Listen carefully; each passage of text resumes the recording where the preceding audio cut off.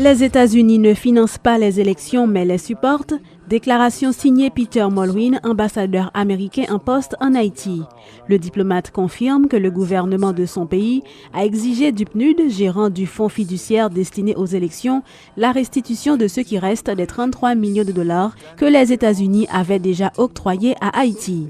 Par ailleurs, Peter Mulwin a dit constater que l'institution électorale a effectué des avancées considérables vers la tenue des élections. L'ambassadeur français accrédité en Haïti salue une fois de plus la décision du président provisoire Jocelyn Privert de convoquer le peuple en ses comices. Lors d'une visite de courtoisie à la mairie de Port-au-Prince ce vendredi, Elisabeth Béton-Delegue a rappelé que la France n'a pas l'habitude de financer les élections haïtiennes. Toutefois, elle les supporte. Le financement des élections, c'est pas une donnée, une donnée générale. Dans la plupart des pays, on ne finance pas les élections. Et la France en tant que telle, de toute façon, ne finance pas directement les élections. On ne le fait pas. Hein. C'est quelque chose qu'on fait pas dans le monde. Donc c'était à travers l'Union européenne. L'argent du budget qui a été engagé n'existe plus. Donc le fait de ne pas financer les élections, ne veut pas dire qu'on ne supporte pas. En tout cas, nous, on a toujours été extrêmement clairs là-dessus. Hein?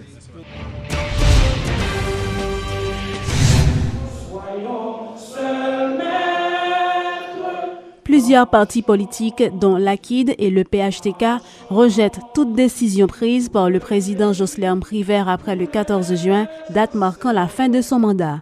Dans une résolution adoptée ce vendredi 22 juillet, les leaders de ces structures invitent le Parlement à écarter toute idée de prolonger ou de renouveler le mandat du chef de l'État. L'ancien Premier ministre Evans Paul, qui s'est adressé à la presse ce vendredi, a critiqué vertement la gestion actuelle du pays.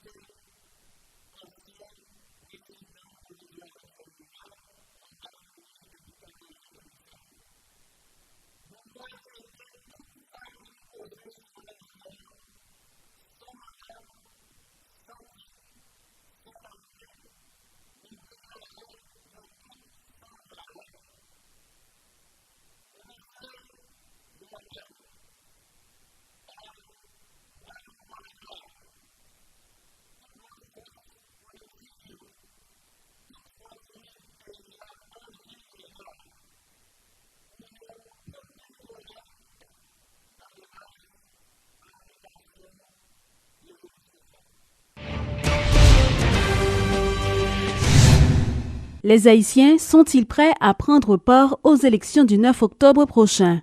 Des citoyens de la capitale interrogés par Radio et Télémétropole ce vendredi ont répondu différemment à cette interrogation.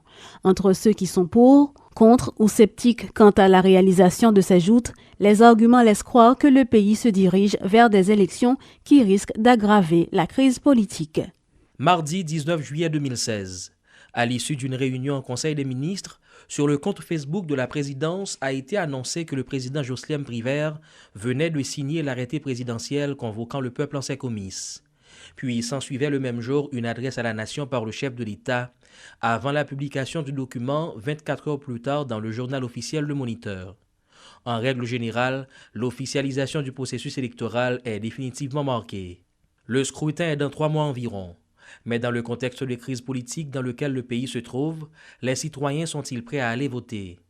À cette question, un groupe de citoyens, des jeunes pour la plupart qui s'exprimaient au micro de Radio et Télé Métropole, se disent déjà prêts à prendre le chemin des urnes, arguant que voter est un devoir civique.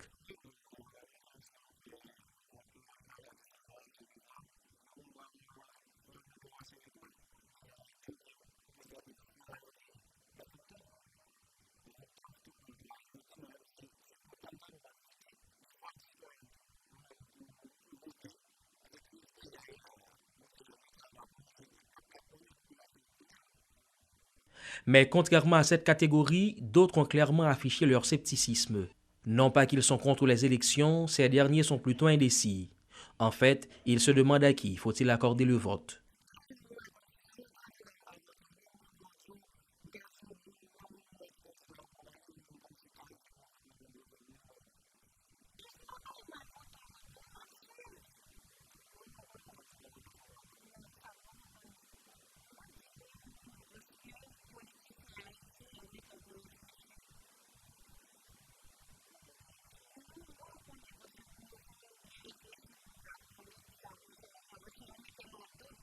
Favorables aux élections et surtout loin d'être indécis, un autre groupe de citoyens questionnés sur leur éventuelle participation aux élections du 9 octobre prochain est tout à fait catégorique. Pour eux, pas question de participer aux élections, avec Josliam Privert.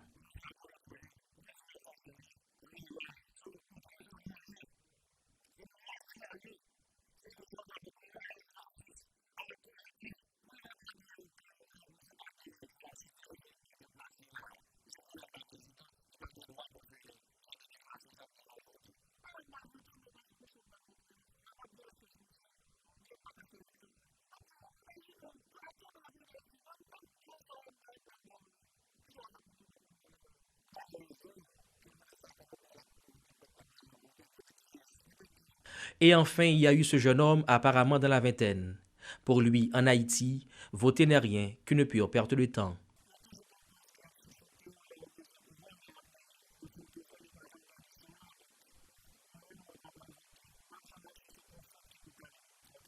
En proie à la misère, minée par des crises politiques à répétition, Haïti peine encore à s'ériger en un État démocratique après plus de 200 ans d'indépendance. Les élections, qui sont l'expression de la souveraineté populaire, est pourtant une source de division.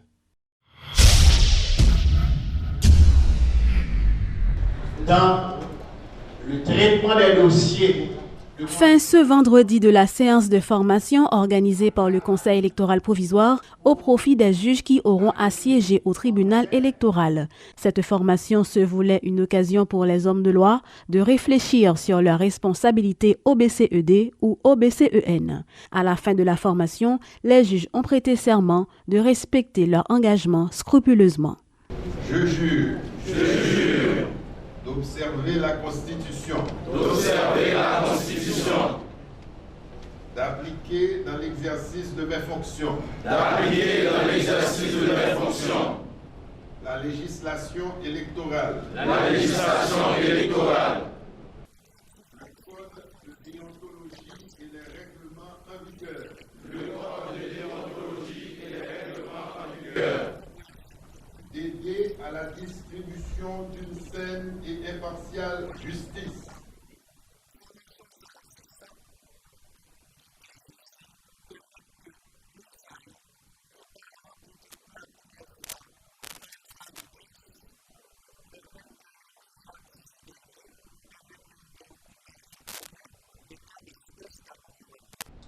et de me conduire en tout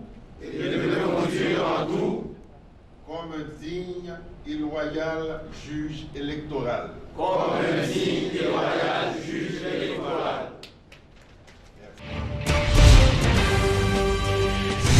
Le greffe du tribunal de première instance de Port-au-Prince a dressé un bilan provisoire des assises criminelles avec et sans assistance de jury, débuté respectivement les 11 et 18 juillet dernier. Au total, 6 personnes ont été condamnées pour vol, viol, association de malfaiteurs, tentative d'assassinat et trafic illicite de stupéfiants. 2 affaires ont été renvoyées, 3 audiences ont été suspendues dans le cadre des assises criminelles sans assistance de jury. Parallèlement, 3 libérations ont été effectuées, une personne a été condamnée lors des assises avec assistance de jury. En outre, le procès de l'ancien directeur de l'ONA, Sandro Joseph, reporté mercredi dernier pour cause d'irrégularité, a repris ce vendredi. Celui de l'homme d'affaires Clifford Brandt, accusé de kidnapping, reprendra le 27 juillet prochain. L'ambassadeur français accrédité en Haïti a effectué ce vendredi une visite de courtoisie à la mairie de Port-au-Prince. L'occasion pour Elisabeth Béton-Délègue de s'entretenir avec le nouveau maire sur des sujets relatifs à la coopération franco-haïtienne. On a parlé aussi, grands équipements, puisque la France là aussi reconstruit l'hôpital universitaire général, cette fois-ci en partenariat avec les États-Unis. Bon, ça c'était une chose. Et puis de nos propres implantations, l'Institut culturel à Bois-Vernat, le lycée qui va grandir à Bourdon, ça c'est une chose. Et puis d'autre part, l'autre volet qu'on appelle plus globalement la gouvernance, si vous voulez, tout le travail qui est fait, est là depuis longtemps, pas forcément à Port-au-Prince, mais plus largement, dans une optique plus large de développement local, décentralisation, renforcement de la capacité des élus à gérer leur ville, administration territoriale. On a développé tous ces outils et ici, la particularité à Haïti, c'est qu'à côté de ce qu'on appelle la coopération française, il y a une coopération qui se fait directement entre des communes, des départements, des régions françaises et des collectivités territoriales haïtiennes. Le nouveau maire de Port-au-Prince juge fructueuse sa rencontre avec l'ambassadeur français ce vendredi. Plusieurs points ont été abordés, notamment l'assainissement de la ville, qui demeure sa priorité, a fait savoir Yuri Chevry. L'édile de la capitale a aussi mis l'accent sur la nécessité de restructurer l'hôtel de ville. Nous pensons que nous allons travailler en ville et rapport est très serré, nous allons continuer le travail.